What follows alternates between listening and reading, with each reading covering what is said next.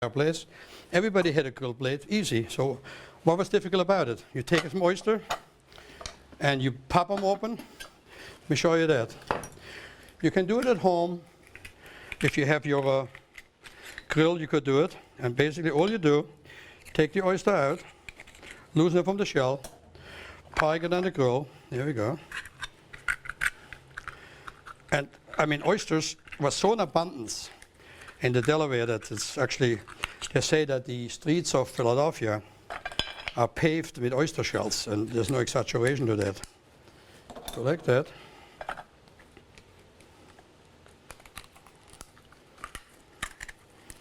Here we go, another couple of them. Now, if you have trouble doing that, your fishmonger can easily open you some oysters, not a problem. Obviously, I've been doing this for a few years, so get this right open here, one more. Okay. Now, all we're adding into that, real simple, white wine.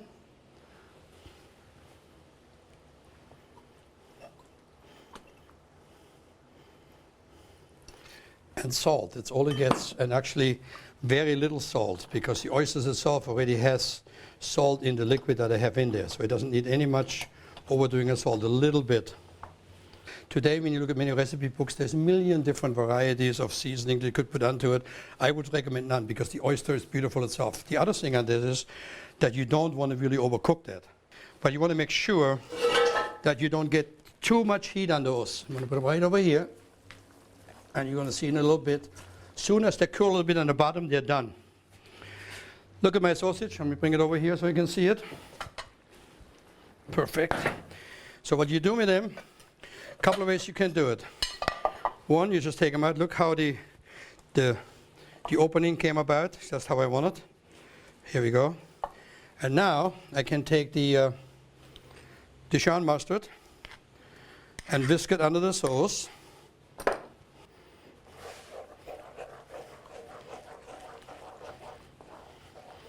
Nice. When doing this recipe, you want to make sure that you get a real good Dijon mustard. Extra strong is perfect, like this one over here I'm using. And it's about the right consistency. I won't do any more, any less. Now I'm going to put the sausage back into it. Oh yeah. And then I'm going to put this back on the fire for a little bit.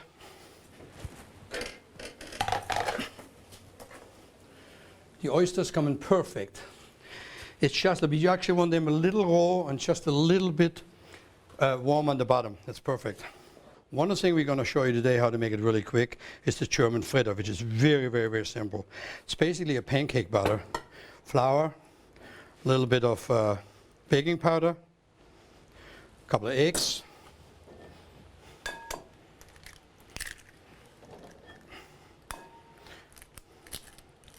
very important is the nutmeg. That's again one of the connections with the Spice Island. Used a lot, very, very much so in European cooking, Eastern Europe, Germany, everybody. Gets great flavor. A little bit of cinnamon. There we go. And then obviously milk, heavy cream, whatever you want to make your appareil. Basically, most everybody knows how to make a pancake. So the idea of this dough is exactly, should be the texture of a pancake. I'm going to put a little sugar into it later. The difficult part about this particular recipe is the apple itself. We're going to come to this in a moment. So you see how I whisk it, let it rest for a little bit. It's very important to let it rest. There we go. Okay, perfecto. Now, the apple. Many apples you can use. There's really no right, no wrong. I mean, if you want to use Granny Smith, it's any apple you like. It really makes no difference. And the apple you want to do, you want to peel the apple. All right.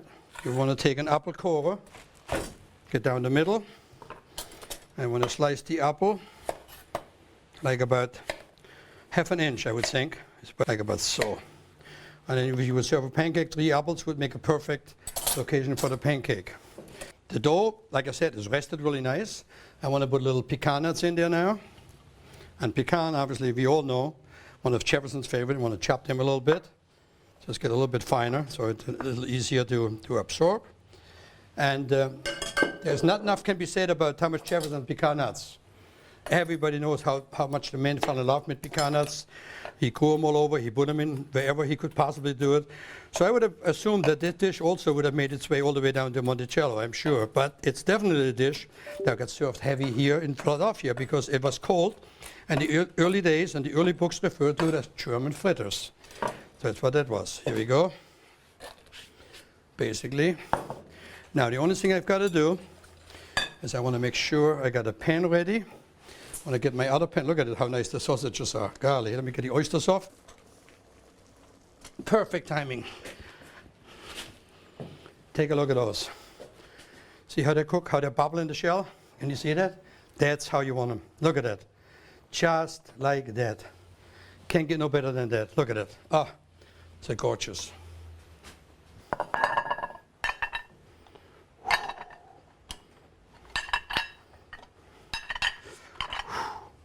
Hot, but beautiful. Perfecto. I'll come back to those in a little bit. Here we go. Oysters, pièce de résistance. How beautiful. How simple. This is what the 18th century was all about. Simple food. Not too many additives to it. Just clean from the, in this particular case here, from the Delaware, open, quick on the fire everybody had, and voila, you have an appetizer in what? A couple of minutes. My sausages are cooking perfectly. Get my sausage off. Ah. They're perfect. Yep, I'm going to plate them up so we can see that. And then lastly, I will make the pancake. The 18th century, one thing that I get many questions all the time, people did not eat individual plates. This is a big thing that people ask me, what did Thomas Jefferson eat? What did George Washington eat? What did John Adams eat? I don't know, but I can tell you what's on the table, but I couldn't tell you what they ate. That's a fact, because there was no way for me to know what they pulled off the table. All right, my potatoes I got. Opa. So now, in the true tradition of the 18th century, I will put it together family style, how it exactly would have been served. So I got the mashed potato, or we call it mashed potato. I just put them down the middle of the platter and plenty of it. Look at that. Isn't that beautiful? Now you don't have to look for Irish whites. You can use Yukon Golds, you can use Red Bliss, you can use even a baking potato. It doesn't make a difference which one you want to use. I just want to be true to the 18th century as much as I can. That's why I used Jefferson's favorite potatoes. And I go and I put my sausage on top. 1, 2, 3, 4. And all I got to do now is mix up my sauce, which is basically done already. Perfect, it doesn't reduce no more, doesn't need any more reducing than it is already. And just put a little bit of sauce over. All right. The apple fritters is not simple, and I really meant that, because you got to do a couple things. You're going to first of all have a pan that you want to make warm, like here. You want to put butter in there, in the pan, and like so. You want to put butter, and then what you want to do is you want to take the apples that I cored, and you want to cook them, or I say brown them, a little bit in the middle. You're going to put a little sugar on top of those. Then what you want to do is you want to slightly turn them over, like about so. They're brown really, really, really quick. It's not very difficult. Now, if you like a lot of nuts, you can add some nuts into it at this stage. I have some nuts already in the appareil, or the pancake butter, as you call it. Then the pancake butter would go right on top to cover the apple. So you'd go like,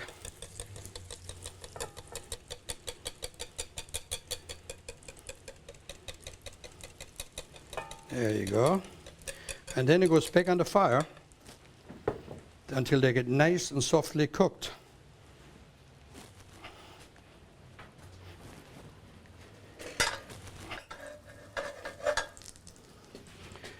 Okay.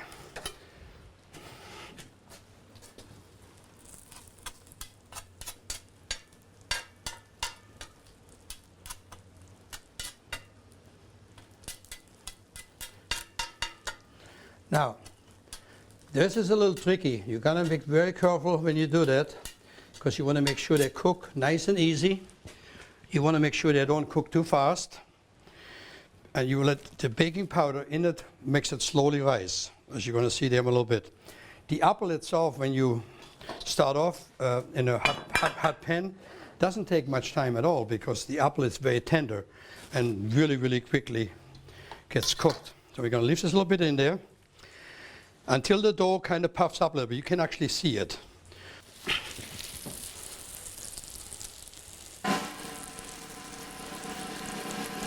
Now,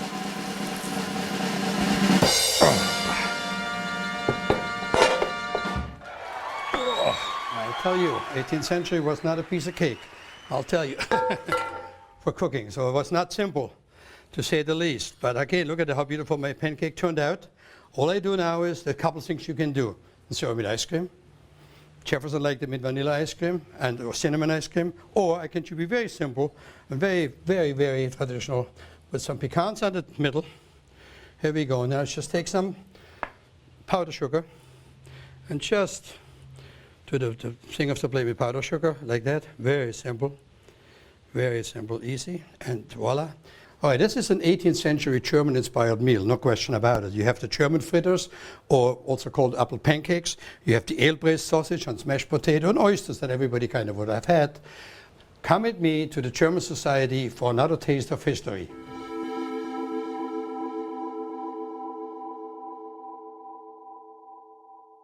The first 12 families of German settlers to the United States came to the colonies in 1683 from Krefeld, Germany. Hello, Walter. And settled in a new section of Philadelphia given to them by William Penn called Germantown. At the invitation of William Penn, he said anybody who comes to this country has a right to live in freedom. In fact, the very same 13 families here were the signatories of this first attempt to get rid of slavery. The proclamation was written by Francis Daniel Pastorius, the founder of Germantown. I'm going to show you now our library collection here.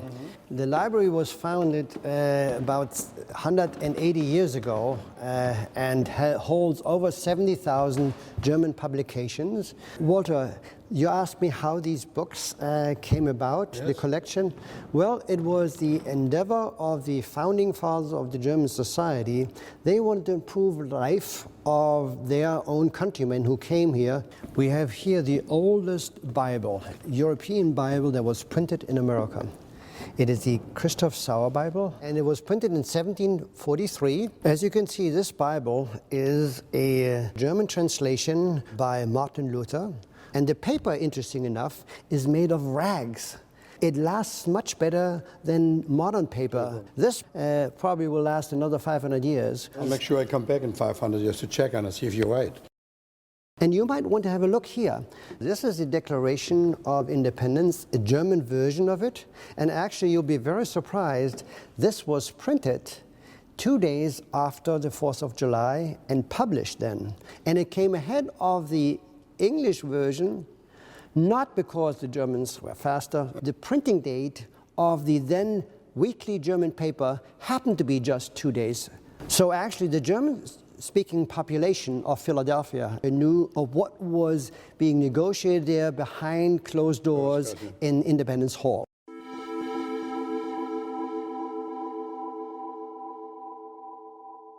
Thanks for joining us and sharing a taste of history.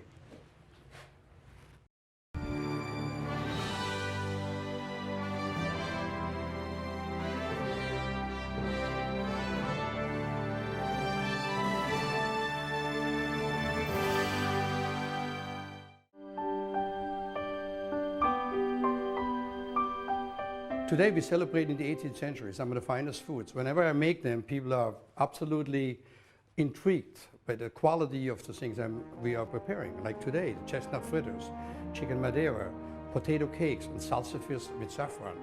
One thing to remember, in the 18th century, chicken wasn't something that was readily available. It was available, all right, but only for one purpose. And this purpose was to lay eggs.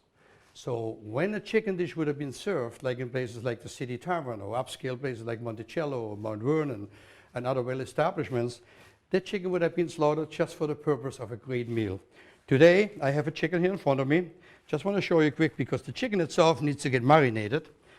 What you would do, you would marinate it overnight, so I want to show you this quick. And basically what you do is you just take off the breast, which is actually not as difficult as people think. Because all you'd have to do is take a sharp knife and follow down the contour of the breastbone. Now, if you have trouble with it, you can also take the actual leg off first, if that makes you more comfortable, which is very simple.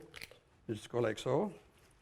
And obviously the leg would not be discarded. It makes great chicken soup, it would make fried chicken, and all the good stuff was already celebrated in the 18th century. What I do now here is I take what we call a regular chicken breast.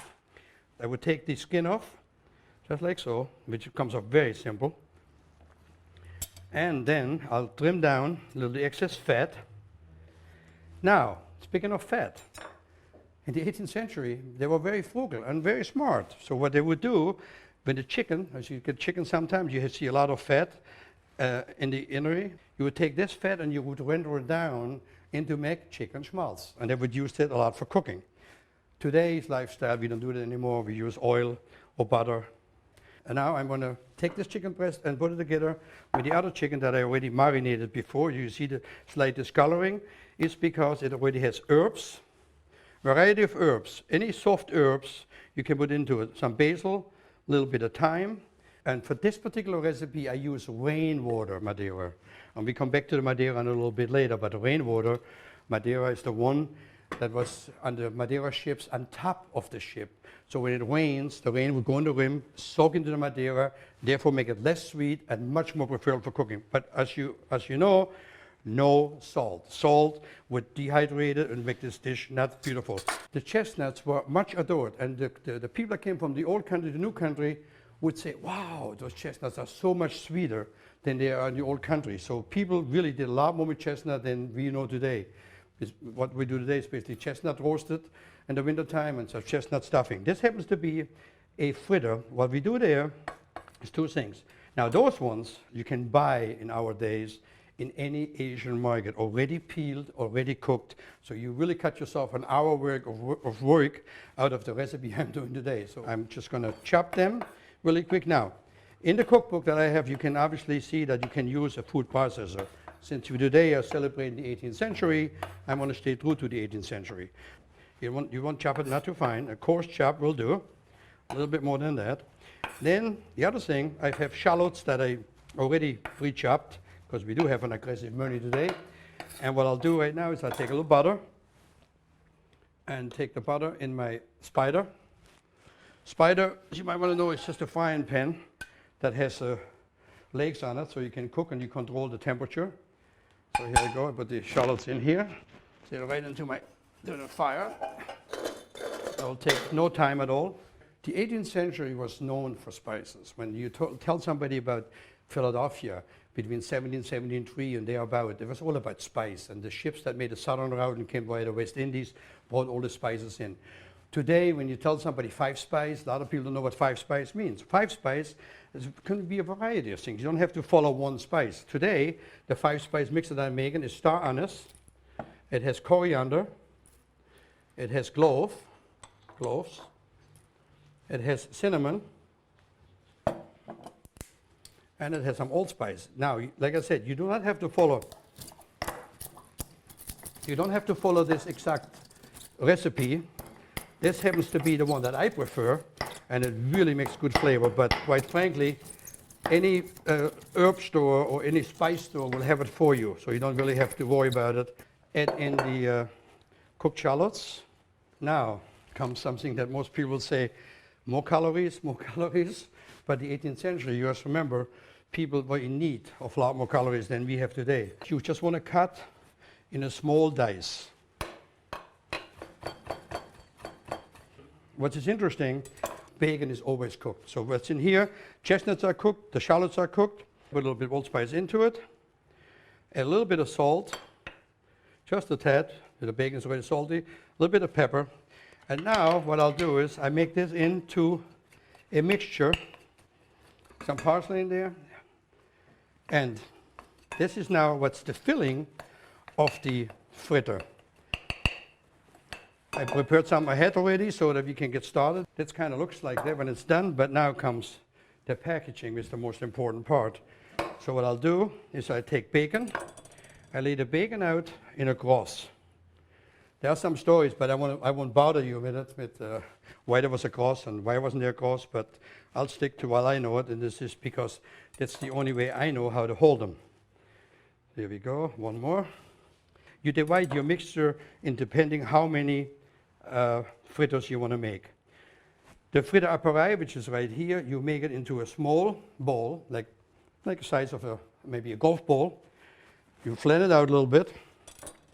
You lay it in here, and then you fold the bacon over 1, 2, 3, 4.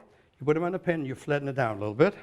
So now I'll do the second one, and you got the idea already. Just fold them over, 1, 2, 3, 4. And take them on your thing, flatten down a little bit. When you get ready to cook those, you can just put them in a pan. Actually, a cold pan is fine for that because the bacon will slowly cook around. And also, for the modern chef, you just want to sear them off a little bit and then put them in the oven at about maybe 375 for maybe 10 or 15 minutes. Remember that inside everything is cooked, including the bacon. I put it right on the fire, and you want to keep a slow fire on that. We'll come back to that and visit it in a little bit. Imagine that potatoes get picked in the fall and put into bins and put in the root cellar. And imagine what this potato would look like. So many books, like Virginia Housewife, Mary Randolph, others, many of them have noted in their books saying when the potato kind of looks a little bit disheveled, shriveled, whatever you might want to call it, you make it into a potato cake. Now, how do you make a potato cake? You boil potatoes, and everybody knows how to boil potatoes, so I don't want to take you through that, but you can imagine it's really simple. All you do, once the potato is cooked, let me move this over here. Now, next I'll do, I have eggs. Put some egg yolks in here.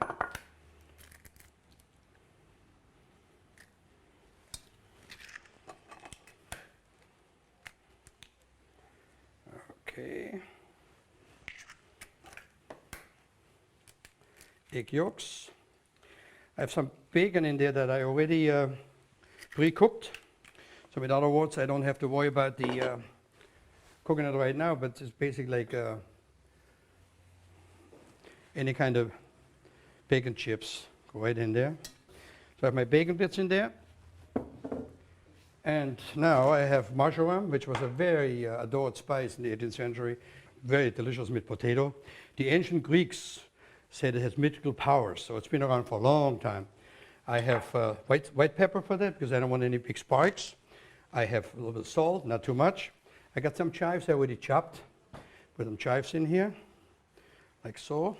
And then comes the flavor, which is very beautiful. This is nutmeg that came from the West Indies into Philadelphia and brought a tremendous flavor to it. So you want to take that and just last moment, you don't want to buy any nutmeg that's already pre-ground. They would not do you any service for your recipe. Like so. And now all you got to do is you take some wooden spoon and you mash that all together diligently. You mash it, mash it, mash it. Now, can you put this into a food processor? The answer is yes, but you want to be very, very careful because if you put it to a food processor, the chances could be it gets too fine for you. I want to make sure.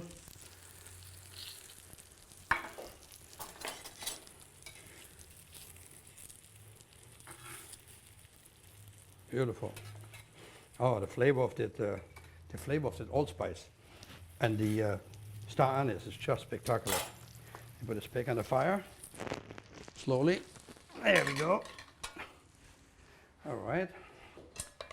The potato, as I mentioned, it's a little tricky, and you want to make sure they sit up like the recipe calls for.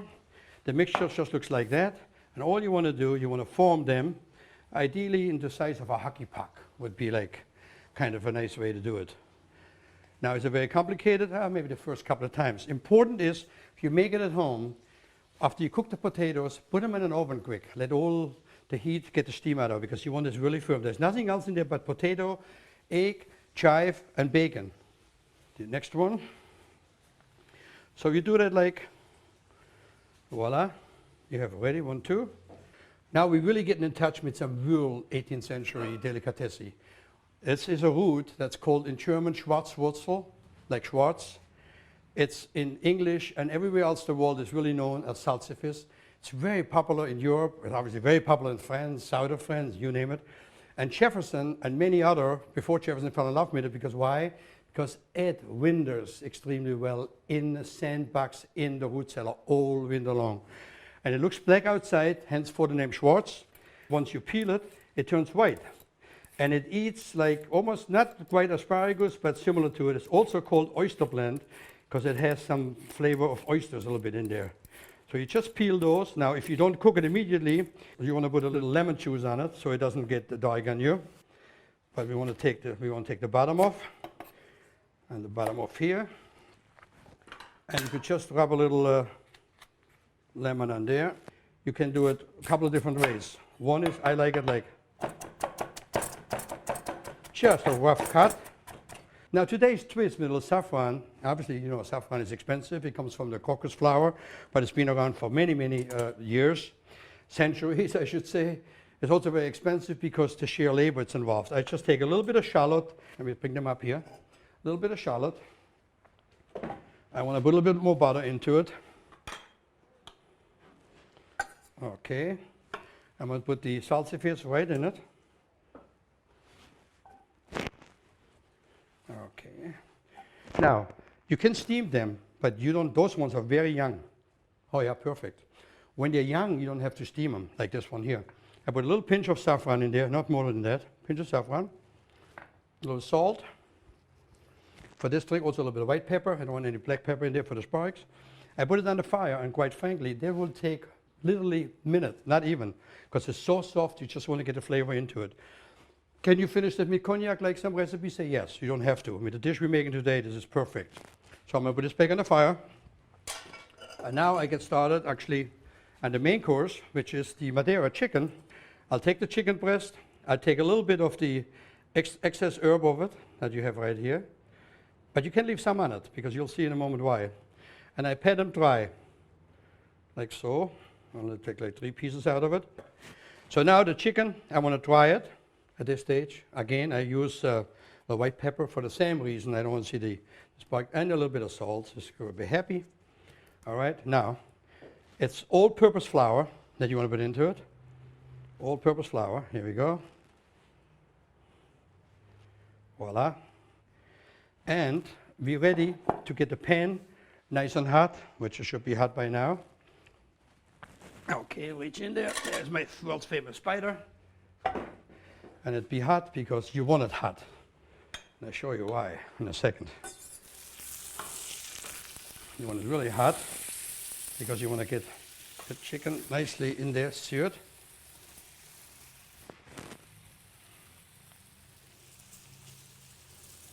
Now I'm going to take a peek on the fire. Now this doesn't take any time at all to cook, by the way. This chicken breast like that, being that it's marinated, it's a matter of minutes, literally. That's why when you see the rest of the menu, I kind of timed it. Now, when you come to the chicken, as I mentioned, it goes really quick, and I mean really quick. Look how nice. Get it back on the fire a little bit more.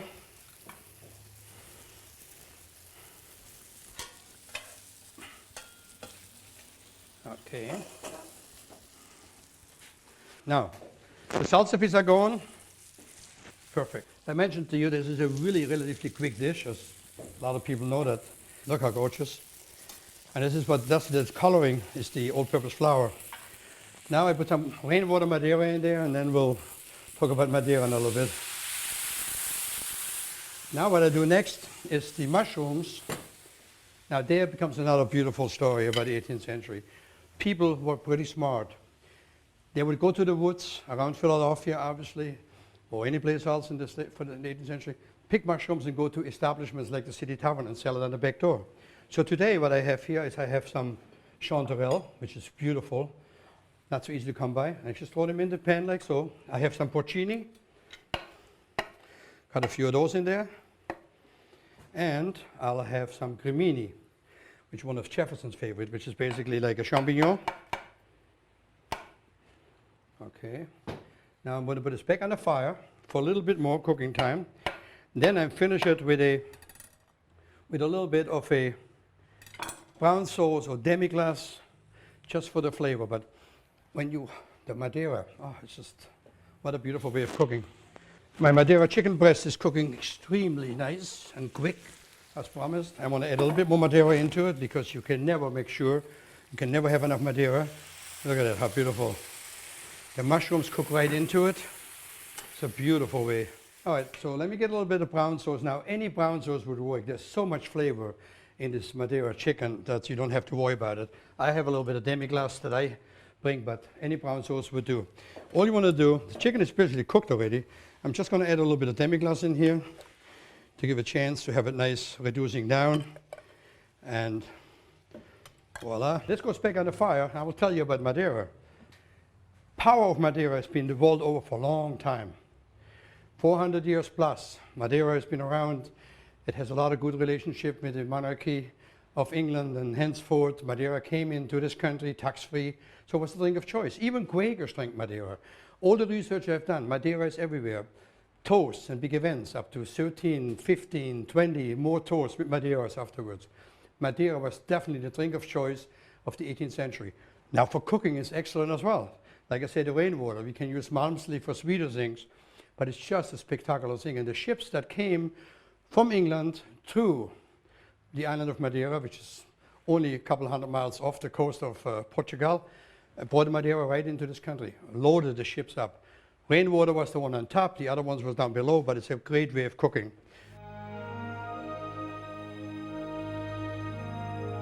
When Charles II of England married Catherine of Braganza from Portugal in 1662, it was for the purpose of encouraging trade and commerce between their two countries.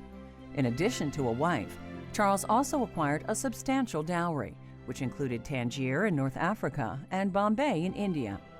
Catherine was accustomed to drinking tea in her native Portugal and introduced it to the royal court. The ritual of taking tea became enormously popular in British high society, as it was fashionable to imitate the Queen. The English East India Company began importing tea from China in 1668. Portugal had started a fledgling wine-growing center located on their island of Madeira off the Portuguese coast. Charles II ruled that only British ships could bring only British goods to British colonies, forcing a trade monopoly. But clever Catherine managed to have her husband make an exception in the case of Madeira wine. Soon, ship after ship left Madeira laden with casks of newly made wine for the 3-month journey to the New World. Along the way, the casks were bathed in salt water, crashing onto the decks in the choppy Atlantic Ocean, then baked in the hot tropical sun in the waters of the West Indies. When the Madeira wine finally made its way to colonial shores, it had been cooked for months, and in the process had become much sweeter and tastier than when it left the island. The resulting concoction was a huge success in America, where George Washington drank a pint of the sweet liquid every day, turning his dentures purple. In fact, the signers of the Declaration of Independence toasted their achievement with glasses of Madeira. And it was the drink of choice for the first 4th of July celebrations. Benjamin Franklin said it best, "I should prefer to any ordinary death the being immersed in a cask of Madeira wine with a few friends." Speaking of cooking, we have one more thing to do before we get ready with our dish and plate it. That is, we have to now take a little butter and oil for this dish. The butter gets the flavor, the oil brings the temperature up. So I'm going to butter and oil in here. I'm going to get this pan warm. Now this is not a cold pan that you want to start it in. So I'm going to put this in the fire. All the way in here I have some nice fire going. My Madeira is ready to tell you. Look at that. Oh, the smell is mind-boggling. It's beautiful. So all I got to do this very second is I got to get my pan hot, which will take no time at all, as you know already, with my magic power here. Okay, I'm going to put the potato cakes in the pan.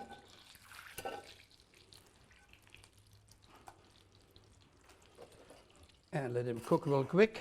Now we're almost ready to plate up. One thing I got to make sure, I got to check on those potatoes because, as I said, there's a lot of work getting involved in those. I want to make sure they don't burn on me. But look at how nice and quick their color. Also, another name for those potato cakes is, in French, it's also called pomme-maquère. which is basically the same thing. We do this a lot in Black Forest cooking all over Europe. But remember, the 18th century already had many recommendations for potatoes that were kind of turning a little bit to use them up for potato cake. But the flavor is the same, but the potato that is all shriveled up won't look so good. All right. My fritters are ready, so I can place them up. 1, 2, 3, beautiful. I sometimes put a little star anise on the side, like 1, 2 star anise. Here we go. And then I always garnish this with fresh watercress, which was another one of the 18th century favorites because it grew rather abundant. So I have a little watercress. I just lay there in the middle, very little, like so. 1, 2, 3. And now take a little bit of my mixture on the side. All right, the chestnut fritters are done. Look how beautiful, look how simple, what a classic dish of the 18th century. Beautifully presented. Now, my potatoes are ready. I want to make sure they don't burn. I want to plate up this fantastic chicken dish that I just made. 2 potatoes. I take my chicken breast and lay 1, 2 over. All right, I have a little ladle. Not too little, but the mushrooms right over that. And now I have my salsifis that we made earlier. I just want to put a little bit on the side for a nice little garnish. For this dish over here, I have a little bit of chives running over. I was lucky, my chive flowers, actually one opened up, so I can use it for a beautiful garnish. A lot of garnishing with flowers took place, and a lot of garnishing with things such as chive flowers and many other flowers. So here you got it. Chestnut fritters. Chestnuts, we talked about, were very unique in the 18th century, much more sweeter than the European counterparts. And we have the chicken madeira with a little bit of salsifis. In my opinion, that's a meal fit for a king. Anytime.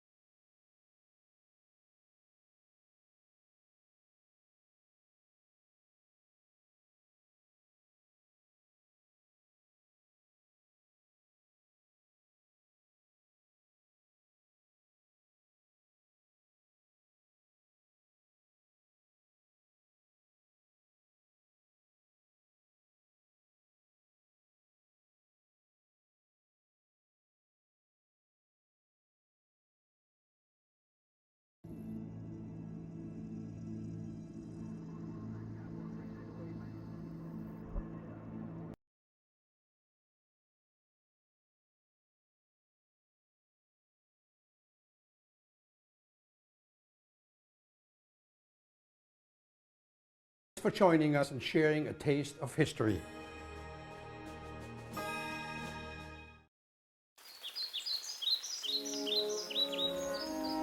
Welcome to the 18th century. Today's show is dedicated to my favorite Continental Army soldier. Actually, he wasn't a soldier, he was General Baron von Steuben. In today's show, I'm going to show you some interesting things. It's actually most likely my favorite because it's very close to home. We're going to make a Hasenpfeffer, or basically a rabbit stew. We're incorporating a lot of root vegetables, which played a very important part in the 18th century because root vegetables, you know, no airplanes, no canned goods, no freezer, imagine. But still, the chefs were pretty creative. And then we accompany this dish with something that the Amish still do today, that I do many times actually for myself when I'm a little homesick.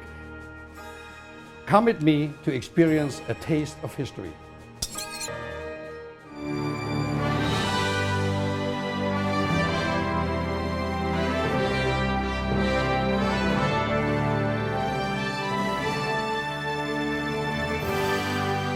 So for today's recipe that we're making, which is the rabbit, we call it Hasenpfeffer in some places of the world, you can buy rabbits almost anywhere.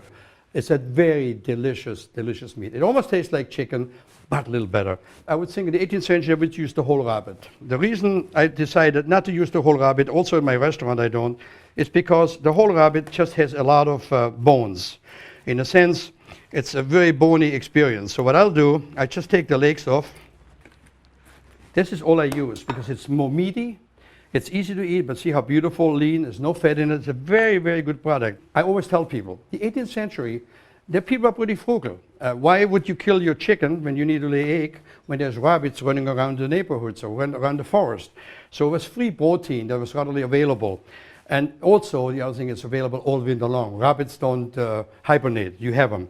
The root vegetables, I come back to in a little bit later, is also available all winter long. Eggs you have, flour you have, and so this meal could have been done anytime, anywhere.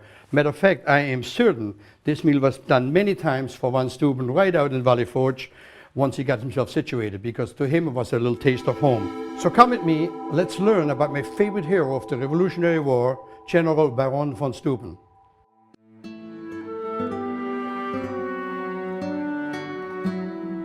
In the freezing winter of 1778, General George Washington was camped out with his struggling army at Valley Forge. It seemed unlikely the army could survive the winter, let alone another battle with the British. In Paris, Benjamin Franklin, as U.S. representative in France, had met Frederick William Augustus Henry Ferdinand, Baron von Steuben, and thought von Steuben could help the Continental Army. Franklin wrote to Washington, embellishing von Steuben's military record. Von Steuben also wrote, saying that he would work for no pay. Impressed with his experience and generosity, Washington approved him at once. After his arrival at Valley Forge, any exaggerations about von Steuben's military record did not matter. Von Steuben wrote a manual that laid out instructions for fighting as a disciplined unit. Every morning, he drilled his model army with the help of translators. Von Steuben's contributions to the war was revolutionary in that he created a system of drill and a manner of organization that revolutionized and unified the army. The way he taught the soldiers to stand at Valley Forge is the way contemporary soldiers stand today. Von Steuben had transformed the army from a disastrous, unorganized group of men to brigades and battalions that fought and marched with precision and skill. His success was apparent in June of 1778 at the Battle of Monmouth.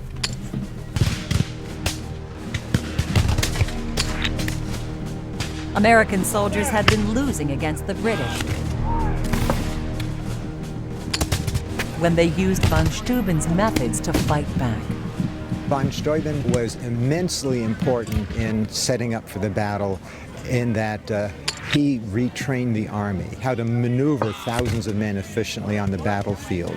And you can see his teaching in all the accounts of the battle where the units of the Continental Army would march on the British Royal Highlanders with leveled bayonets. Washington wrote to Congress that the Army forced the enemy from the field and encamped on their ground. Washington got a bigger sound and smoke show than he anticipated, and the British got nothing. Von Steuben received the rank of Major General and spent the rest of the war fighting for the army, contributing to successes in other battles, including Yorktown. Without his help, it is unlikely the army could have rebounded from the harsh winter of 1778 and defeated the British. Alexander Hamilton said of von Steuben's contributions at the Battle of Monmouth that he had never known till that day the value of discipline.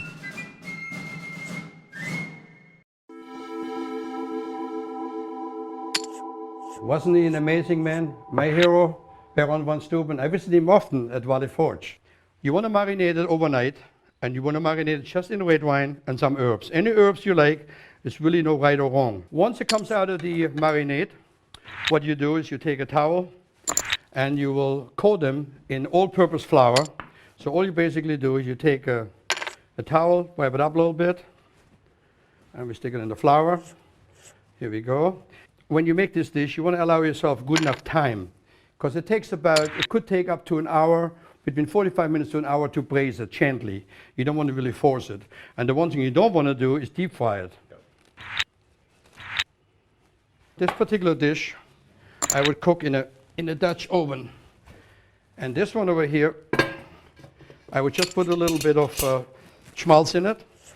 Instead of butter or oil, since I'm celebrating the 18th century, I just put some schmaltz on the bottom, not much, like 2 spoons. The schmaltz is rendered fat. That could be from chicken, from pork, from duck. It adds tremendous amount of flavor into it. And obviously it was also relatively, when you can think about it, free, because the schmaltz was already there. So all you do now is you take the rabbit. You want to be generous on the flour, because the flour also will thicken up the sauce a little bit. Lay it in the pot, and we're going to stick this on the fire to slowly start browning. I'm going to exchange this pot here.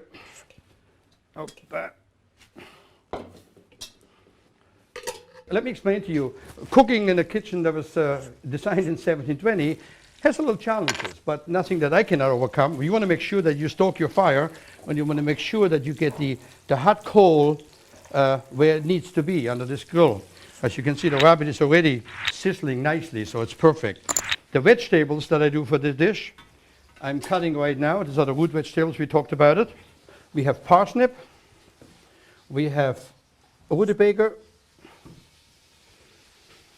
we have celeriac, and we have carrot and onion. Those would be the vegetables that would be used. And those vegetables right now, what I'll do is I'm going to cut them in what we call in our culinary language a bâtonnet. I already have them pre-organized, so it won't be so difficult. And all I do is I cut them down, for instance, carrot, like so. Carrot. I have rutabaga. This is the parsnip. The rabbit is cooking rapidly.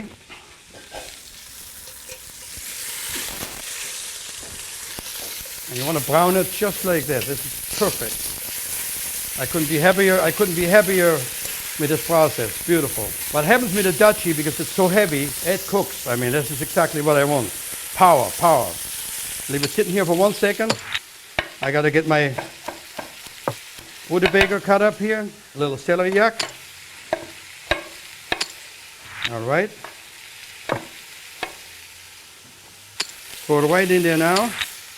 The root vegetables take a while because some of them are more harder than the others. The onion for that I'll cut coarse, or with other words, I take the end off, like so. I want to have it almost in a julienne.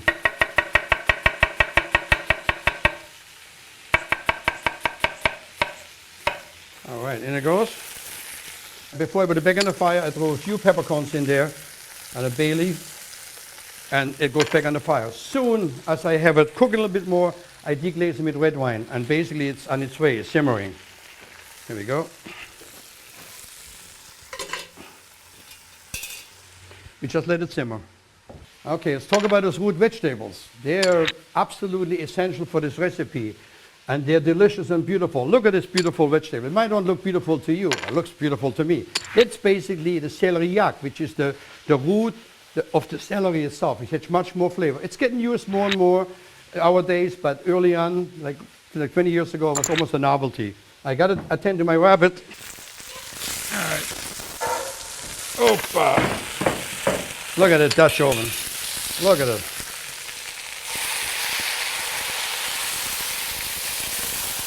You don't want to skimp on the red wine.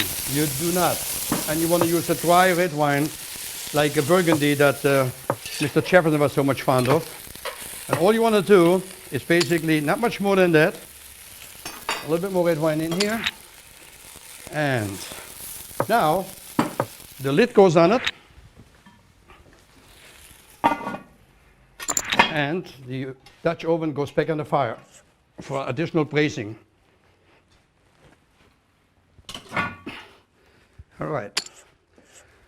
While the rabbit is braising, we make the dish that is really close to my heart because it's a fast dish, it's delicious, but it takes a lot of experience, as you will see in a very little moment. What you start off with, you need salt, all-purpose flour, and again, nutmeg. Nutmeg is used a lot. Nutmeg came, by the way, on the ships from the West Indies to Philadelphia and was traded. The outside of the nutmeg, by the way, for spice aficionado, is mace. That's also used in baking and in cooking. So nutmeg is an important ingredient. And then we have a couple of eggs that we put in there. Just whole egg. And people always ask me, do I use brown egg? Do I use white egg? The reason I like brown eggs, they look better on camera. Just kidding. Actually, there's really no difference. People always ask me, is there a difference in flavor? There is no difference at all. A little bit more expensive, the brown eggs than the white eggs, but 6.5 dozen. All right, we're going to mix it up. Important is when you make this dough, can you use a kitchen machine? Absolutely. Any modern machine can do it for you. The recipes in the book is really, really simple. All you want to do is work the egg under the all-purpose flour, a little salt, a little nutmeg, and then the water comes last moment. If you put too much water into it, your dough wouldn't work, and you would have to add more flour. And normally, when I work this dough, I work it by hand. The reason I don't do the hand right now is I want to show you how to do it at home. So we're going to whisk that under, and when you know this dough is ready, it's interesting, the dough itself will blow bubbles when it's worked under real good. Ideally, maybe 20 minutes sit-up time would be good for that. Here we go. It's almost ready. In a couple of minutes, this dough literally will blow bubbles. But the consistency is good. Not the biggest challenge, but one of them. I have some water that I already had boiled nice and hot to show you. Put a little oil in there. You don't need to, but the oil just holds it from sticking the spätzle together. That's the tool. It's a board that is beveled on both sides. Make your board wet a little bit. And you take your dough, put it on top, like so. Normally you would make this right on top of the stove, but I want to make sure that you get to see me how this is done, so I'll do it this way, and then I take it on the stove. That will make no difference. I go like that. And I'll just put like this. And if you think for one moment that's very simple, it may look very simple. Trust me.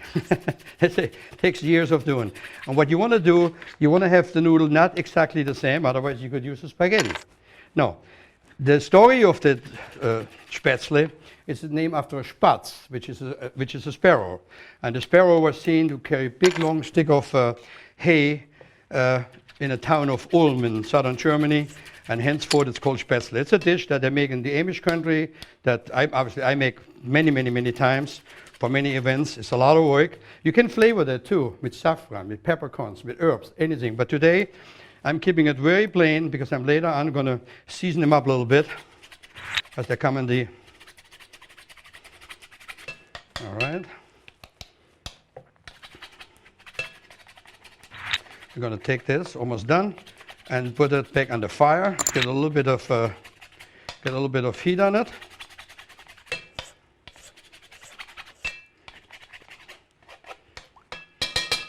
All right. I'm going to put this on the fire. I'm going to take the rabbit off quick, since the rabbit is doing so good. I'm going to check on the rabbit too while we add it. Let's look at this guy. Oh, yeah. Oh, beautiful. Oh, that is divine. And it's literally almost cooked. A couple more minutes, and this would be ready. Put a little bit of red wine in there. And I put it right back on the fire.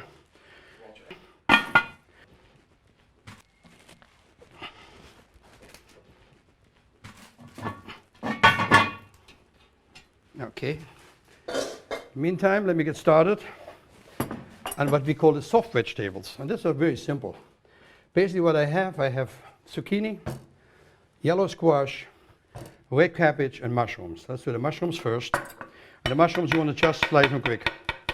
Like so. Just a little chop. Now you don't have to use cremini, you can use regular button mushroom.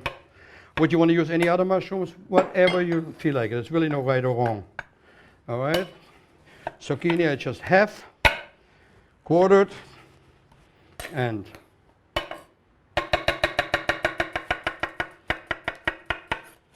all right. In the 18th century, yellow squash was a seasonal vegetable. Remember, there was no airline or no shipping companies. So this dish would have been most likely made without the yellow squash. What it would have been made is with the rutabaga, the parsnips, the turnip, and the celery, as we talked about it, because they would store ideally well in the root cellar. So I have taken a little liberty for today's lifestyle to really show some of the vegetables that, like I said, in the 18th century was only available seasonal. Now we know for a fact that Thomas Jefferson grew all this vegetable, was much fond of it in his garden in Monticello that we're going to be visiting. Okay, we're almost there. Now we got to do the red cabbage. And again, red cabbage would winter extremely well, as we know. So red cabbage was something that would have been readily available to a certain extent. It would work through it. When you do that, you want to core out the heart, like that.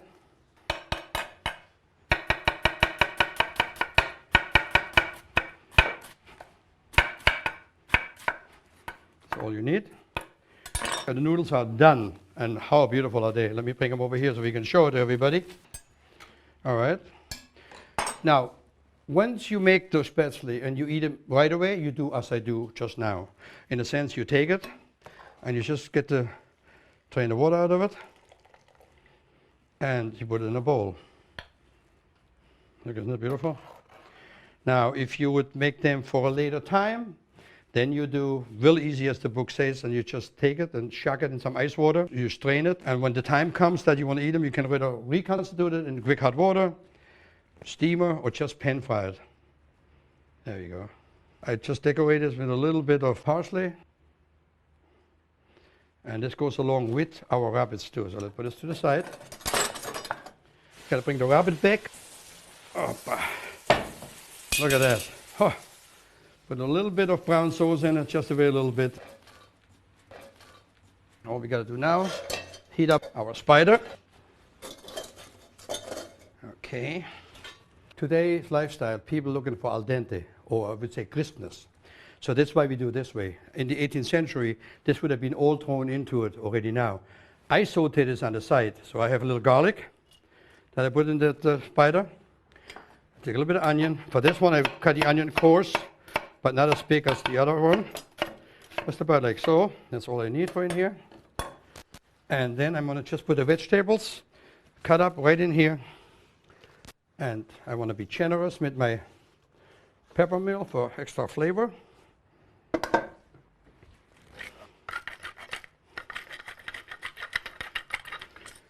And salt. I like to put a little pulled thyme in here. And now this goes on the fire and take no time at all. Matter of fact, what I'll do with that is when I bring the rabbit up and plate it, I put this right on the top. So it's going to just wilt a little bit, but it won't take any time whatsoever. To explain the 18th century in more detail and how important root cellars and ice houses and larders were, we will visit a root cellar at the Harrington Estate, where you can see all those, they're stored like we kind of show you over here, but in much more proper fashion. And the root cellars were underground, Sometimes they had a spring running through it, and they were called a spring house. They would keep the vegetables as cool as possible for in the wintertime, warm, not to freeze, and in the summertime, cool. So that was a two-way situation. Another unique thing the 18th century brings about, still used today in a lot of French restaurants and many other fancy restaurants, is the use of croutons, which meant if they had bread that was around for a while, maybe turned stale a little bit, they wouldn't just discard it. You can only do so many breadcrumbs. They would use a lot of croutons, which I'll show you right now how this is done. It's actually very simple, because all you do, in this particular case, I take a spider. Now those ones, I want to cook in schmaltz. Now as I said, schmaltz is a rendered fat, whether from pork, from chicken, from duck. Some people actually mix them too. They make their own flavors.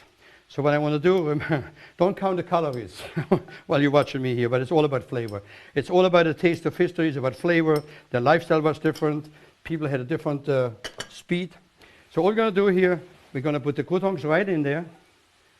And then we're going to put this on the fire and let the grease get hot and the croutons get golden. So while this is good and in there, I'm going to be ready to wrap it up. The rabbit is ready. Oh. If you wonder, the 18th century, your bicep get a good workout.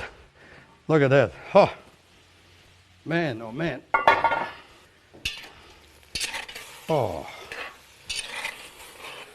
And so basically all you do is put the rabbit legs on the bladder. 1, 2, let's say put 3 on there. Yeah, make it 4. Stick one on here, this side, okay.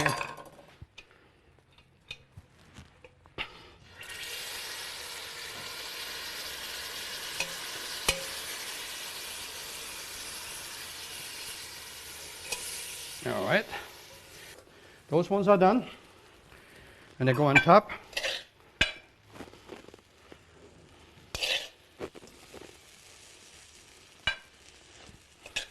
The only thing I don't put in here, as you see me doing last moment, which would have been also something that would have been in the early 18th century, not used a lot, but obviously later used heavy once Thomas Jefferson was in the reigns, because he demanded that all his people would use tomatoes and eat tomatoes. You can use plum tomatoes, you can use an heirloom tomato, any tomato would work. Let's use a nice heirloom today.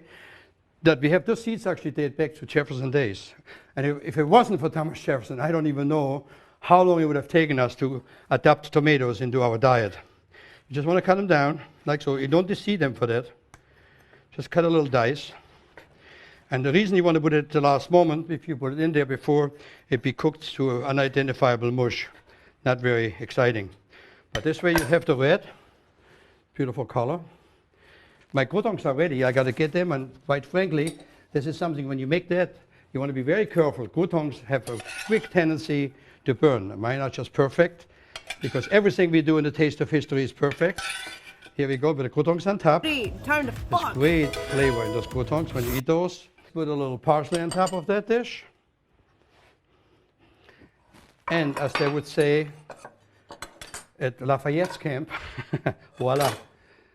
The dinner is served. Spätzle, hometown, pig mit die Amish, Hasenpfeffer, rabbit stew he wanted with croutons.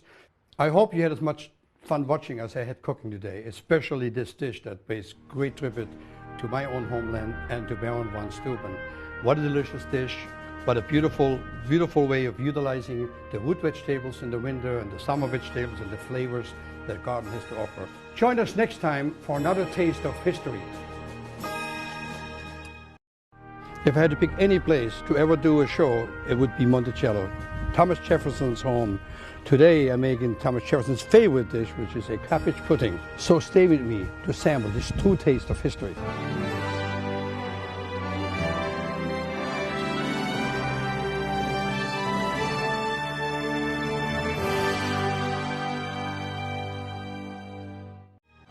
What a moment. I'm finally here in Thomas Jefferson's kitchen at beautiful Monticello. And today's menu, I'm making some dishes that I know for a fact he had many times served to himself. He was fond of asparagus, so we're going to fry the asparagus right from his garden. And then we're making something that sounds kind of simple, but it's not simple at all. which is the stuffed cabbage, but it's called a cabbage pudding, where you take the entire cabbage and poach it, and we do a little mashed potato along with it.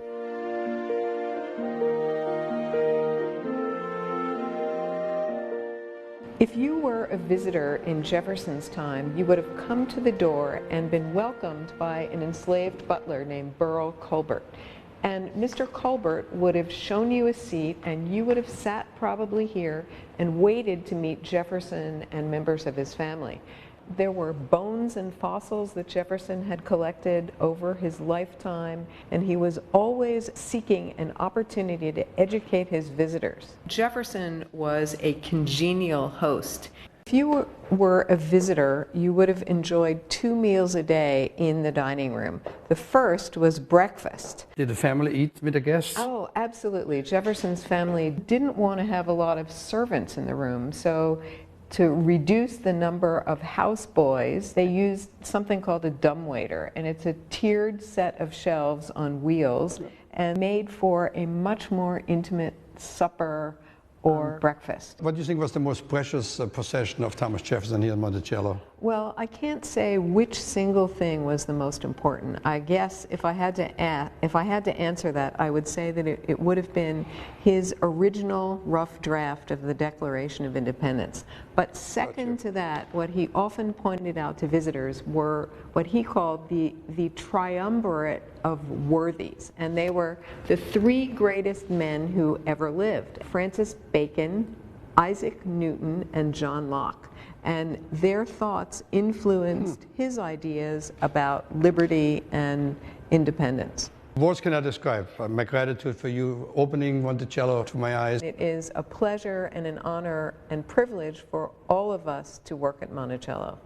And I'm so delighted to spend a couple of days with you here and firing up the stove. I can't wait. So, I'm going to get started. We have an aggressive agenda, but look at what a beautiful fire I got going. I got a great kitchen. I mean, the people here in Monticello just did spectacular renovations, so I will be cooking like in the good old days. Thomas Jefferson liked Irish potatoes, but red bliss can also work, or even any baking potato.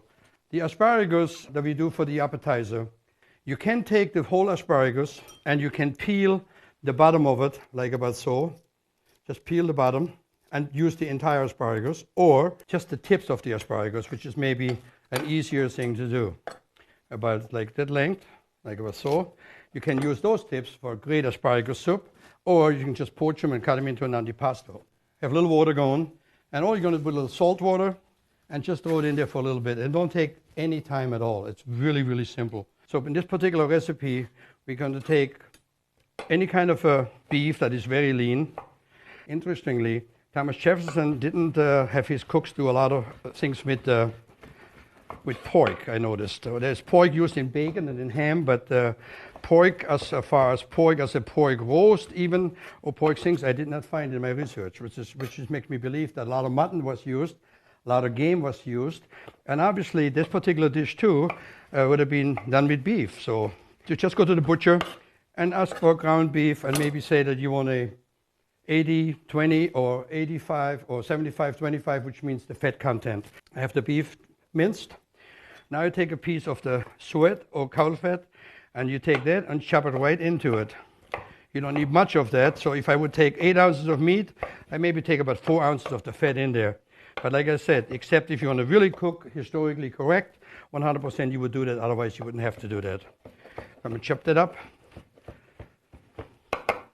All right. Put it right in there. I take an onion. Any onion will work. For this one, a dry onion. Just chop it up quick.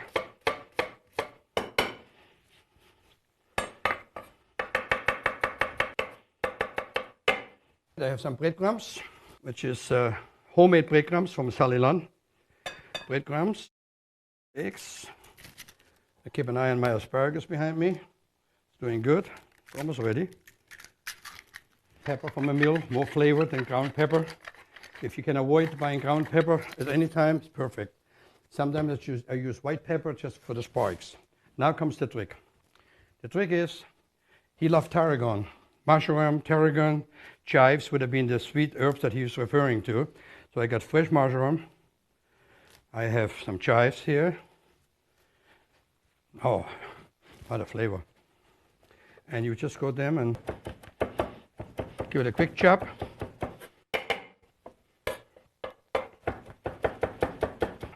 Smells beautiful. All the thing in here. Salt. And you're ready to go. So all you want to do is mix this up real good. Spoon, hand preferably. Mix it up really good. But like I said, this is a tedious little project that you don't have to follow if you buy the ground beef already made. All right, I'm going to sit for a little bit. Asparagus are done. And like I said, it was a quick blanch. Perfect. When you do that, you want to make sure you keep them crunchy. The last thing you want to do is have them cooked to a mush. That may not be great. Perfect, just absolutely perfect. Once Thomas Jefferson finished with public office and settled here in Monticello, gardening became, he was enamored with gardening. It was beyond a hobby, it was an addiction almost. The garden book he wrote is spectacular. A lot of things he discovered are still true today as they were then. Come with me to take a walk to Thomas Jefferson's garden.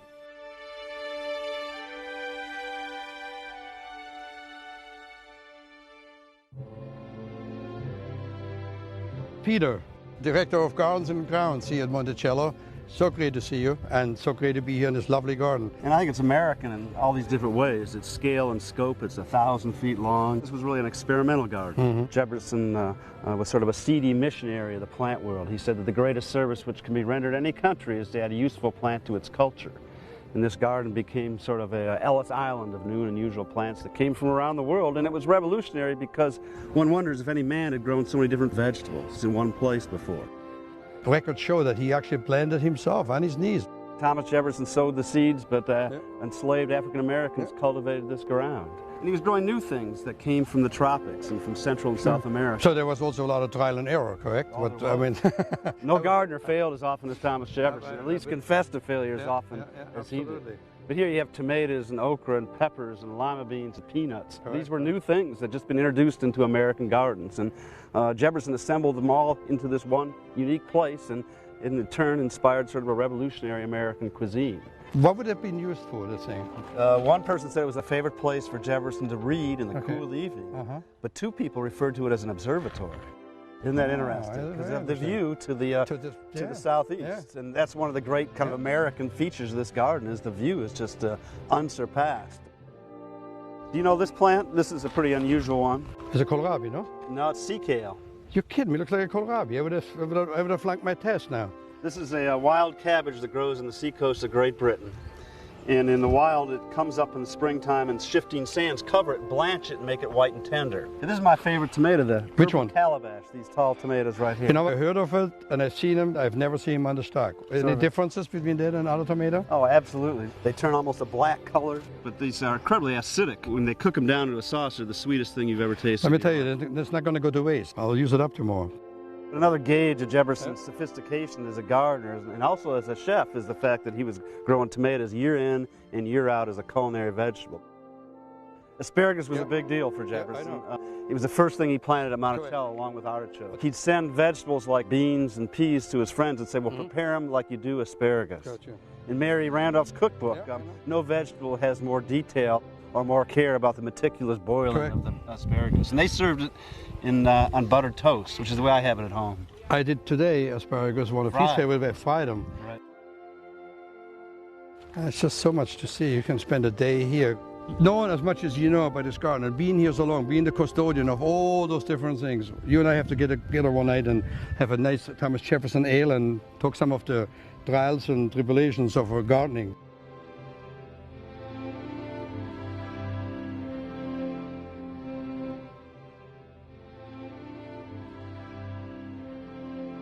When I first read the recipe some time back, I said this couldn't be very complicated, but believe it or not, there's some complication to it. So what I'll do is I'll take a cabbage, take off the outer leaves. Now what I find works is the best is whether a European fork or any kind of fork or even a wooden skewer, because you're going to put this in the water, but you got to in and out, peel it back and forth. So this fork works extremely well. Take it into the water that's already boiling, right over there, has a nice boil. You want it almost like a rolling boil. I move my temperature gauge a little back, take the potatoes and stick them right on the second hook I got. A little bit more here. Okay, the potatoes sitting here. Fire's doing good. Let me show you this now. This is definitely one of the most exciting moments when you go. So you take it and you peel it back. And you take it and you peel it back. And you take it and you peel it back. And then it's more fire right there. Stick it back in the fire again. And you have to constantly go back and forth. The moment that the water blanches the leaf, then you can pull it back. So the moment, here you go. And you want to put it back in the water again. To speed up on time, obviously, since we don't have the whole time here, I pre-blanched one to show what it looked like. It's pre-blanched but not completely ready. I'm finishing this in a moment. And then I'll show you the rest of that spectacular recipe. I'm going to get started on the frying of the asparagus. What we'll do there is a very simple batter, which is basically nothing more than flour, egg, milk. The most interesting thing is the nutmeg that goes in it, which is kind of unique. Eggs in there. Nutmeg is the most important thing and used a lot in European cooking, and obviously that's how we made it into the Monticello cookbook and to the Monticello kitchen. So I use nutmeg a lot. I gotta get to my cabbage. As I said, this is a very not easy thing. When I say this to you, you gotta believe me that. And you need asbestos hand. So I'm pulling it back, pull the next one back, one more time back. Okay.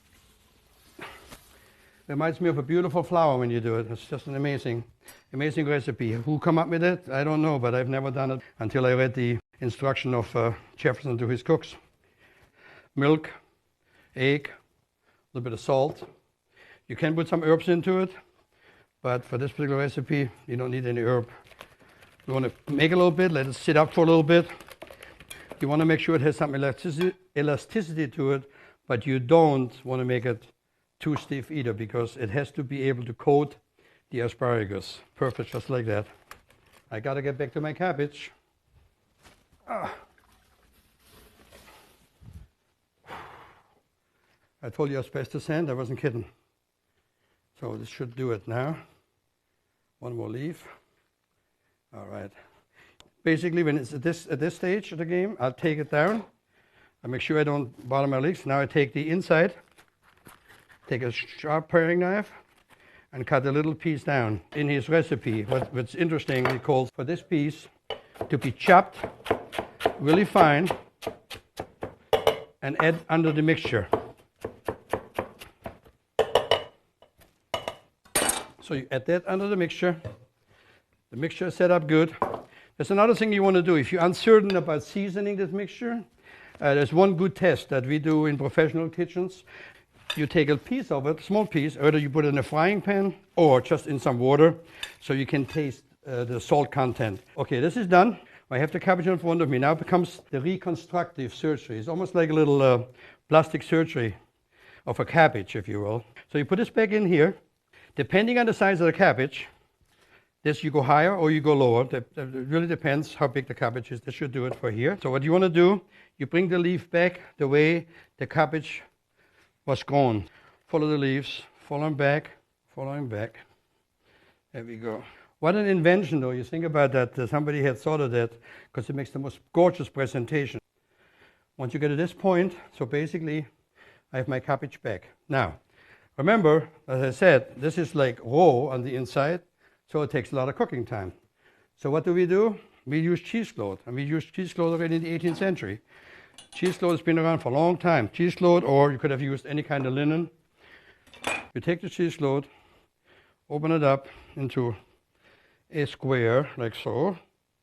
Take your beautiful artwork, and you push it, and then you push it upside down, like so.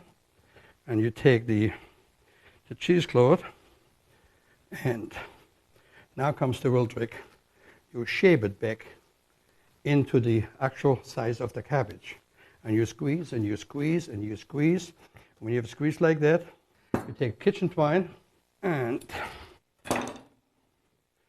tie it up really good. And now this fellow cabbage is ready to get into the water for, like I said, about an hour to an hour and a half at a very low boil when the inside is cooked. So we're going to take this now. The water is hot.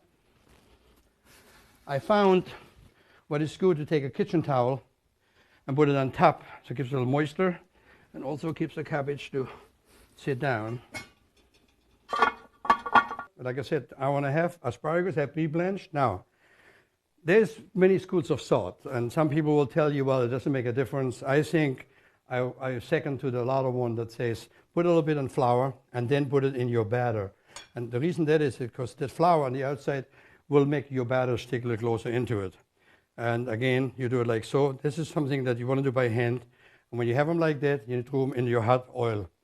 Or in the 18th century, it would have been lard, most likely, but in today's lifestyle, we do it with oil. All right, let's check on those potatoes. Let me show you quick. Amazing, look at that. Almost, I mean, literally almost done. Just a couple of minutes more and we are ready for the mashed potato. What's unique about this whole using the utensils from the 18th century and using the fire, most people think it's a longer time, much shorter cooking time than any stove that I know of to mankind. I mean, look at how quick. The trick is you have to know what you're doing, obviously, and you have to time your meal properly, but that's part of the course. So I'm going to hang this back on the fire, give it a little bit more, but little bit more. And what I'll do now is I'm going to move this over, move this cabbage up, off to the side. What I'm doing is I'm making room for my spider. That's what's called a spider. And what it was is for certain things like frying something, you would do that. Looks almost like a wok nowadays that you can use. So you have the long legs on it, so you find a spot.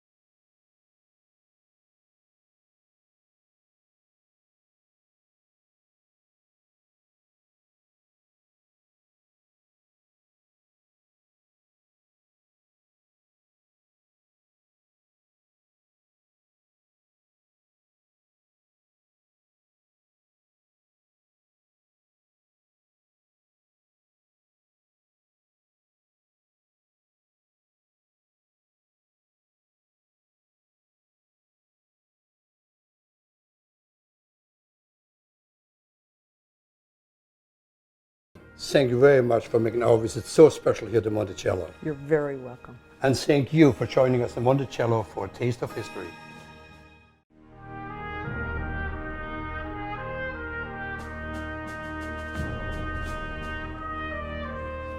Imagine the 18th century, if you want to get a veal scallopini, you don't just go to a grocery store and tell the butcher to cut it. Then you may end up with that. Remember one thing, in the 18th century, there was no such things as we know today, grocery stores. Today on A Taste of History, we are making one of George Washington's favorite dishes, veal olives, along with white beans and shallot puree.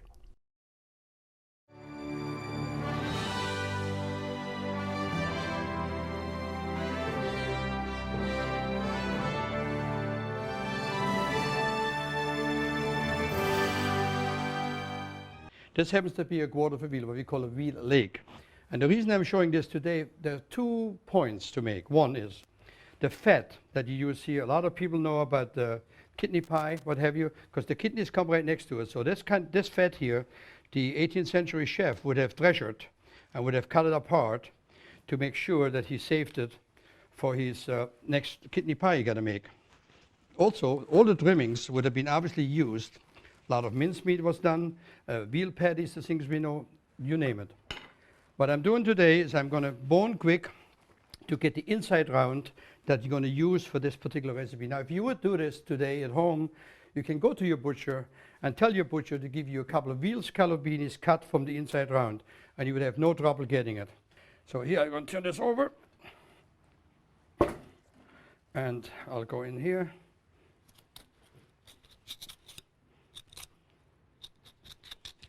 And I've just loosened up enough so I can get the inside round out. Now, once you debone the entire leg of veal, there are many different cuts that everybody uses. For instance, this one over here is a piece of the tenderloin that is very pressured. And we have a bunch of recipes where we use veal tenderloin as well. And the veal tenderloin is no different than the beef tenderloin, obviously, because it's just a muscle. Has great, great flavor. Now, this would be the veal tenderloin buried in here, in the fat. Gorgeous.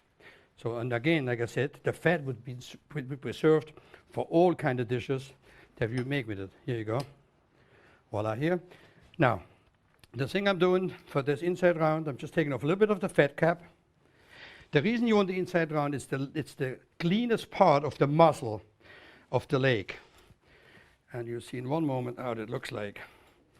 So I look for this seam that you cut into it, and then we go right through it. Got a seam over here we're going to go into. This entire leg, by the way, is a variety of different muscles. There's one that's called a fricando, which is kind of difficult to use if you don't have it right. And here I'm going to get my inside round right out in a second. Voila. That's the piece I need to do my recipe with.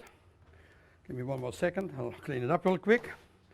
Take the side off. Now, this pieces you would use for veal stew.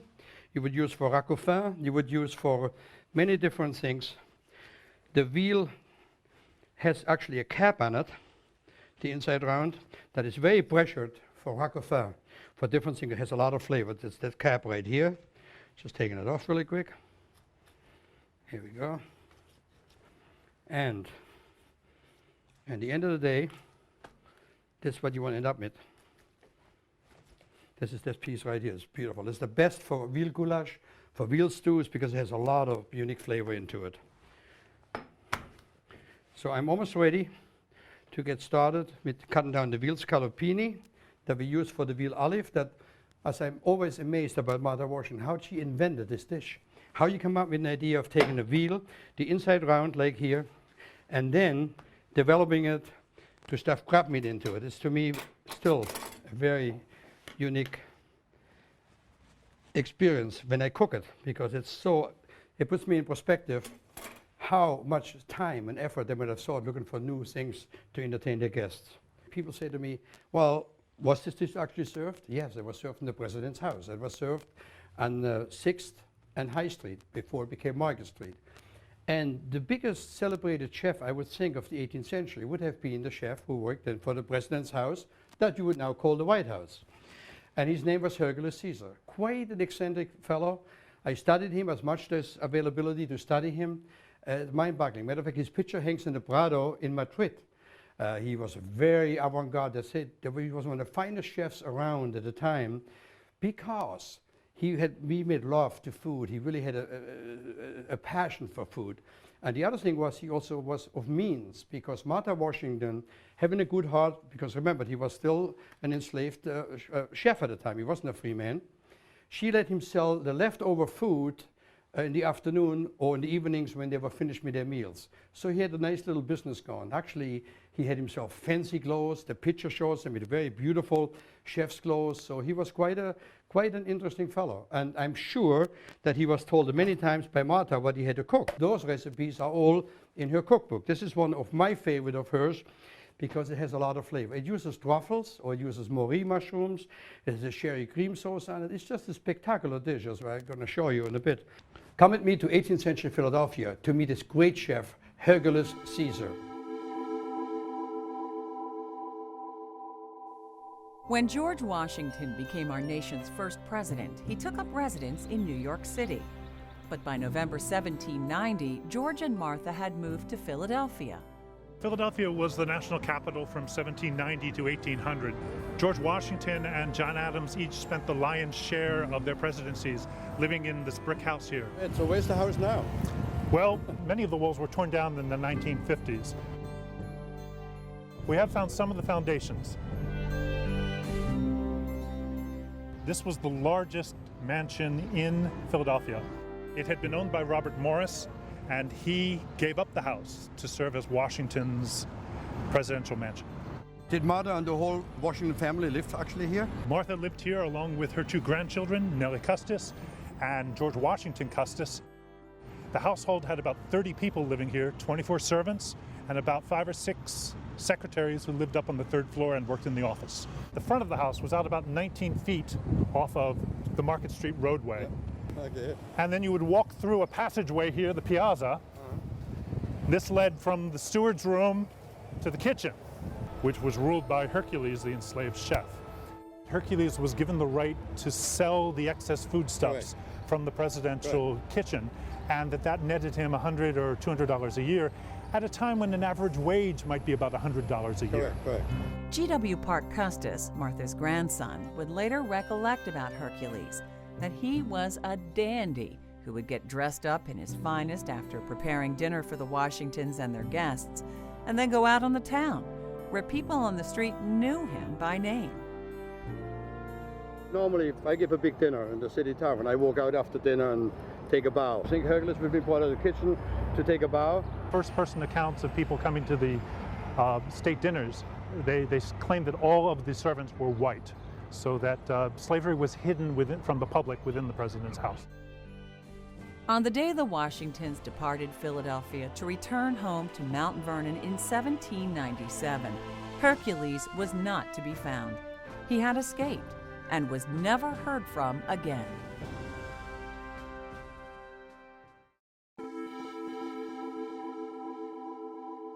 So welcome back. Wasn't it amazing to learn all about Caesar? What a chef, huh? Anyway, so now I have the inside round. I'm cutting, depending how many people you can entertain. For today, I'm going to make like 3. I cut a small slice, not too thin, not too thick, just about like so, of that inside round. Now you know why I wanted to use this piece of meat to make this dish, or why Martha Washington picked this piece of meat, because it's the leanest, and it has no nerves running through it. So it's beautiful to cut and very easy to work with. Here we go. I'll put it down. The next step is I need any kind of a cleaver, if you will, or a hammer, whatever you prefer. A little bit of parchment paper. A little parchment paper over.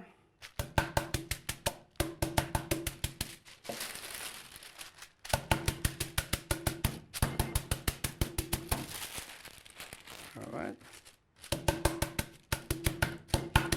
The reason you want to use parchment paper, you don't want to ruin the veal. It's so delicate in flavor. There you go. So next we're going to do is a little salt and pepper. White pepper again here. I don't want to use the black pepper cedar sparks. Now, for the stuffing, she has several recipes in her book. This is Martha Washington I'm referring to. One is a crab meat. The other one is an oyster stuffing, a shrimp stuffing, many different kinds. Today, I'm just using a crab stuffing, which is really the same crab stuffing that I make for the crab cakes. There are many more things to do, so I want to just concentrate on the other dishes that go along with it. What you want to do is you take a little, divide it up, depends how many you make, divide up the crab meat. Now, one of the things that I found that I said earlier, when I make it for large parties, I sometimes find a little flour on the inside holds it better. So what I'll do is just a little bit of AP flour, just a little bit, sprinkle it over, not much more than that. It just adds a little bit more as a binder and holds the stuffing good. So then what you do, you just go and you roll it. Voila. It's no different than a veal roulade, like we use in the Black Forest, or the Italians use a bressol. Same idea. The reason it has its name to veal olive is because once they cook, they shrink and they look like a giant olive. It has nothing to do with olives in it. First thing we're going to do, we have a spider. For this dish, doesn't need to be hot at all. So this happens to be goose schmaltz. Any schmaltz would work. It's rendered fat. Put them thing in there, roll them up a little bit, and voila, one. They're cooking about, depending how much heat you have, about 10 to 15 minutes. So now I got to find a spot on my fire. Let me organize the fire quick. As I always mention to people, cooking in the 18th century, it's just not about turning on a knob on your stove. You also have to make sure that your fire is properly positioned, so you can, like in this particular scenario, put a spider in, making sure that I have enough, here we go, enough coal. Okay, here we go. Now what you want to do is you want to move it. This is your temperature control. Look at that, right in here. Because I want to get this now seared up. Okay, there you go. One thing about those spiders, they are wrought iron. So obviously the heat will penetrate real quickly. While this is getting ready, I'm going to get ready for another real great dish, which is the white beans. Jefferson fell in love with beans when he traveled to south of France. The beans, we call them in this country Great White Northerns. They have many different variations of names as they've been used in south of France. The best way to do it is when you have the beans, we pre-soak them. You can pre-soak them and pre-cook them, like those ones over here. Ideally, pre-soak them overnight, cook them for a little bit. I got to keep my eye on my veal olives. This fire is really cooking. I have a small Dutch oven. I put the beans in. And the reason you make a bouquet garni, you don't really have to make a bouquet garni, but it makes sense to do it because so later you don't have to fish out the ingredients. So my bouquet garni here is a real straightforward one. It's thyme, it's bay leaf, it's clove, it's peppercorn, and I like a little onion in mine, so I stick a little piece of onion in there.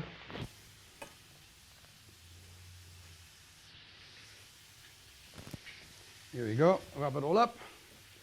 Take a little butcher twine. Next we'll do, we have some potatoes. I'll show you right now. I gotta bring the veal olive here for 1 second. I don't want to ruin this dish. Hercules wouldn't forgive me if I would not make it correct.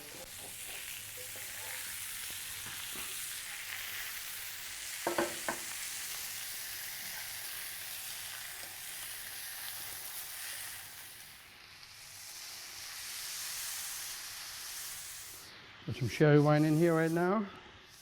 And I got some shallots already chopped. Throw a little bit in here.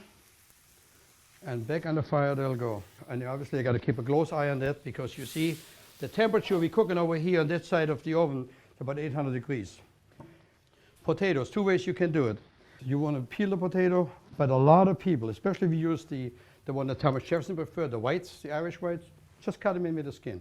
But if you prefer to get the skin off, just peel them up, like I just did. Cut them in small cubes, throw them together with the beans, like here. And then all you got to do is put some water in here.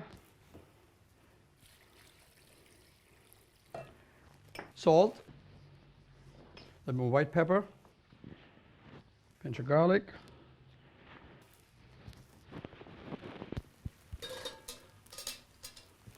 Now those ones here cooking in overdrive, as you can see already. So I'm ready to put the lid on them. I'm going to put a little bit more sherry wine into it.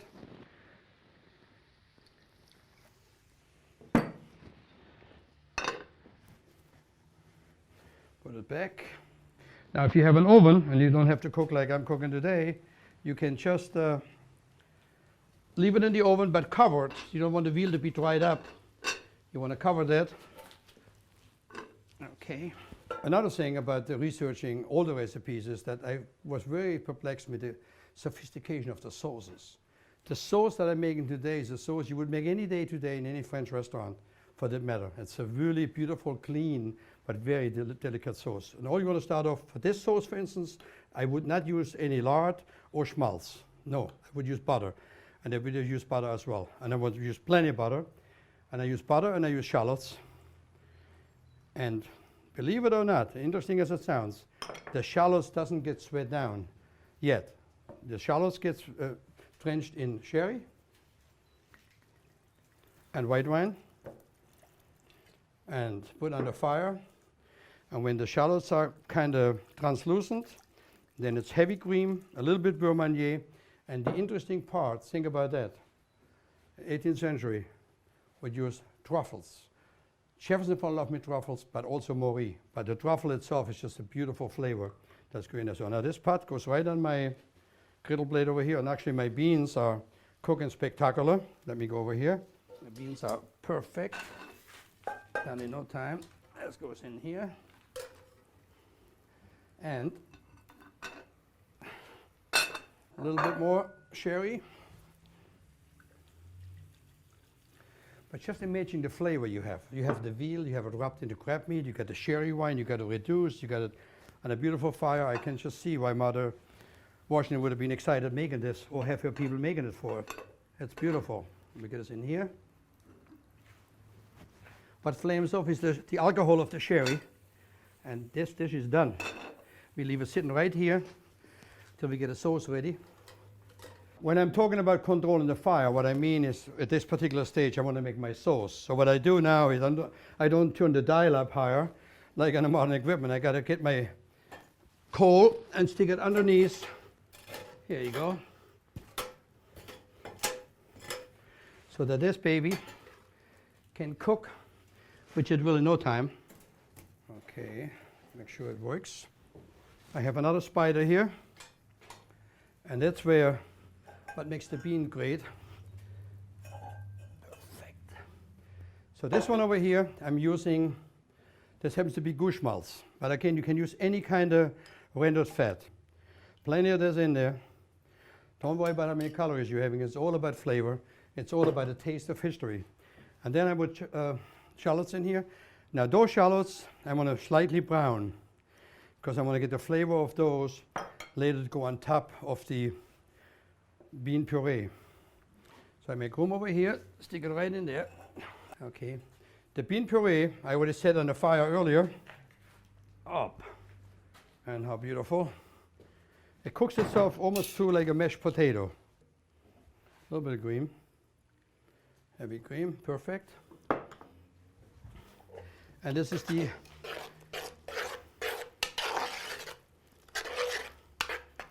the accompaniment for the veal olive. Many different dishes were cooked in what we call today into a mush or into a puree. And the reason for that is there was very poor dental hygiene. And that people that had money and were exposed to sweets suffered a little great deal with their teeth. So as people had money and opulence, they had sugar, and henceforth they had a little trouble. So that's why this comes in. Matter of fact, there's a lot of controversy about George Washington's wooden teeth. The scholars are arguing if he had them, if he didn't have them. So I'm not taking any side on that, because George Washington was good to me. He obviously hung in the city tavern, entertained a lot of people, so I don't want to ruin this relationship. Anyway, my sauce is doing excellent. I'm just going to add the cream in it now. So you want to watch that. And the other thing is with the sauce, I have a little trick. And the trick is, here we go.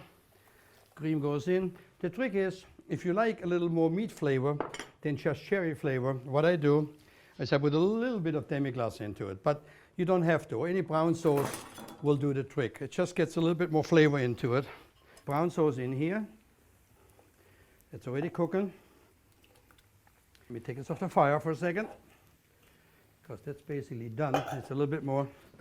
This part over here. Wow, talking about heat. Okay, now the sauce is ready. All I gotta do now, beurre manier, which is half butter and half all-purpose flour. So I'm taking the beurre manier and whisk it under the sauce. Thicken it up. And this sauce doesn't even have to go back on the fire, but it can.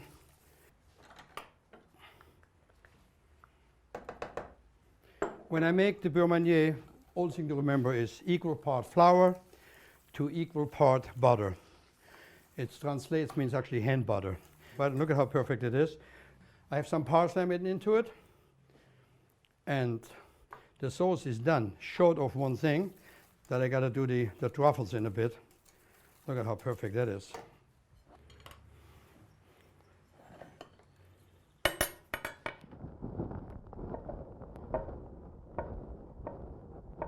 Little truffle.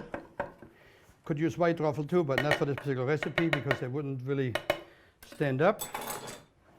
Okay, let me see here. Yeah, they're ready.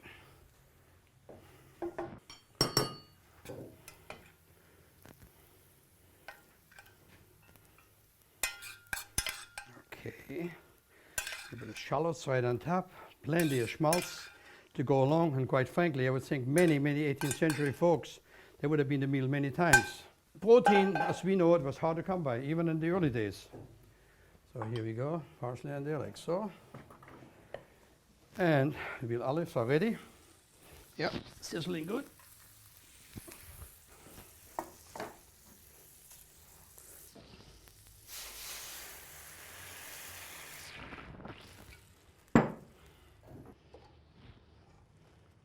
All right, I put the sauce over the olives, put a little bit of shaved truffles on top, or just julienne of truffle on top like so. And now I can garnish it. So you can put a little sage, little parsley. I prefer a little parsley for this plate, so because it's already busy on its own. So we take a nice little sprig of parsley, stick it right here. A little bit of chopped parsley and the other rim of the blade. And the dish is ready. Today I celebrated Martha Washington and her great chef Hercules Caesar. Those are the recipes that she penned in 1742. I've worked with them, I've researched them, I've cooked them over and over, and I cannot say enough about Martha Washington. What a great lady, what a great chef, what a great inspired person to do things like we do today in modern cooking. I hope we inspired you today with a taste of history.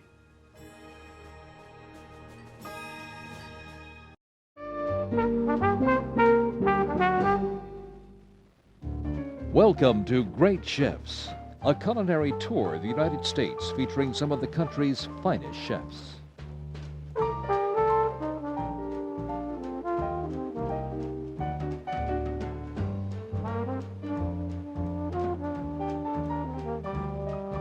The savory appetizer is cooked by Robert Holley at Brasserie La Cause in Atlanta.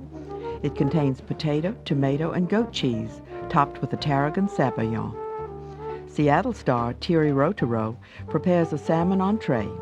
Pay attention to his impressive technique in butterflying the filet, then creating a loin-like roll. From Sanibel, Florida, Danny Melman does dessert. It's his Greenhouse Grill's mango, macadamia, and white chocolate brulee, appropriately blowtorched before service.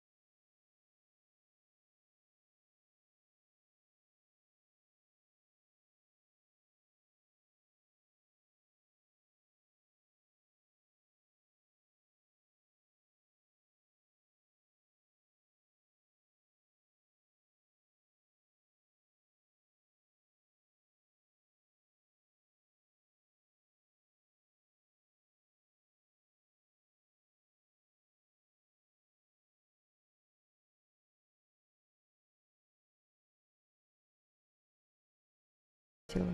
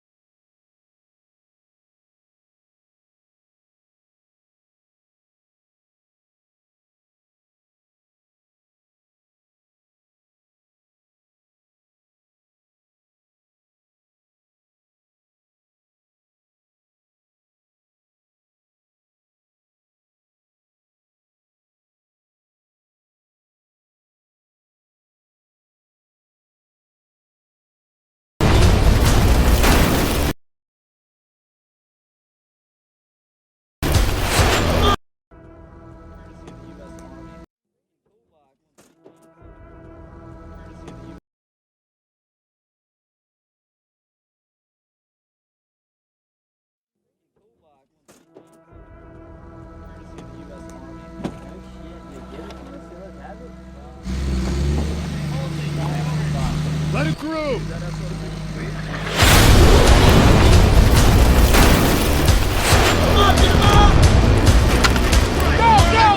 Marlin 1, this is Charlie 2. We are under attack from unidentified aircraft.